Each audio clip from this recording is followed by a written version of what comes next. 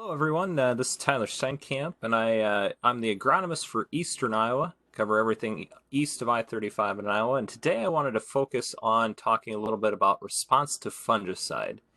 And the reason why response to fungicide is so important is because it really helps us determine which hybrids are going to respond best to a fungicide application. We've done a lot of testing out of our answer plots. This is a 9-year average summary of the last 9 crop seasons looking at all of these different hybrids. We had over 240 different hybrids that we tested. And it's really interesting to look at because each one of our hybrids responds differently depending on what the inputs is going into it. Okay, so for example, when you start looking at response to fungus or response to population on that top line, in 2019, there was a difference, and this is a difference of 8,000 plant population. There was a difference between 0.84 up to 21.9 bushels difference.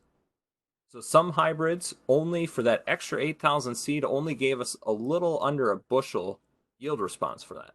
Not very economical, right? Whereas other hybrids for that extra 8,000 plant population gave us almost 22 bushels. That's the importance of looking at these response to scores. Nitrogen is the same. Nitrogen's a little bit more dramatic because of the fact that nitrogen is so important. We range from 30 up to 104. Rotation's a little bit different as well. But here with response to fungicide, we range from 5.6 to 40.4. And that's the one that we're really going to focus in on today. Okay. When you start looking at a 5.6 bushel yield advantage to having that fungicide on, it's just enough really to barely pay for that fungicide. Those low response to fungicide hybrids aren't always your best bet. Now, one thing I will give you a little caution on, if this is a corn on corn situation, that low response to fungicide hybrid may still need a fungicide.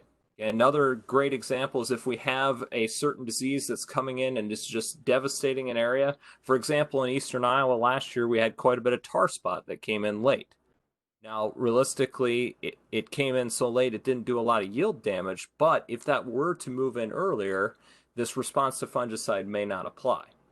But for the rest of those situations, I really would pay attention to this response to fungicide. If you're going to spend the money to go out and make that application, I strongly recommend doing it on those hybrids that make the biggest difference.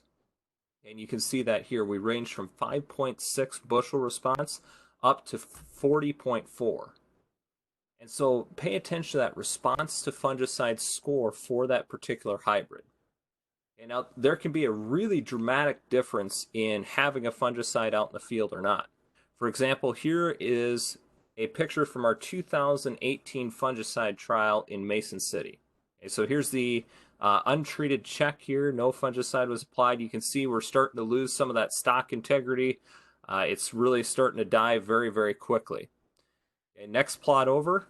This is actually the Revysol molecule. Now back in 2018, Revysol was coming out. It was brand new, not yet to market yet. The Revysol, a lot of you guys may be more familiar with it in the form of Veltima. It's part of the active ingredient in Veltima. You can see how nice and green it's keeping that crop canopy so that we're getting a lot better photosynthesis, which increases our overall yield potential. And you can see right down that row, whereas here we're already starting to see some stock integrity issues. So that's really the advantage of using those fungicides and being able to get more of that green plant material to maintain later in the season. We can maintain that stock integrity. Another thing to consider, guys, when you're looking at a fungicide, we also want to make sure that we're getting down deeper into the canopy so that we get full coverage of that canopy. Okay, so I always recommend, if you're going to put a fungicide on, make sure you have Master Lock with it. Because it's all about making sure that all of that fungicide that you're putting out there is actually getting down into that canopy and getting complete coverage. Okay, here's a really good video that demonstrates the difference between just having water in the tank versus having Master Lock. Master Lock's going to be on the right here. Not a lot of difference yet. But As we go, what you'll notice is in the master lock side, those really fine particles start to dissipate very, very quickly, whereas the water side over here, we still see all those really fine particles. The problem with fine particles, guys, is that they either drift off target, two, they evaporate before they hit the target, or three, they end up just kind of settling on top of the canopy, which doesn't do us a lot of good. We need to get that down deeper in the canopy so that we don't have that fungicide just hanging up on the top of that canopy. Another advantage you have with Master Lock is it does not contain NPE. That NPE is an active ingredient in a lot of surfactants. It can cause what's called arrested ear. You can see this is from a trial out in the answer plots here. You can see on the top when we put an adjuvant that contains NPE, we get quite a bit of this arrested ear syndrome, whereas down here with Master Lock, we didn't have any.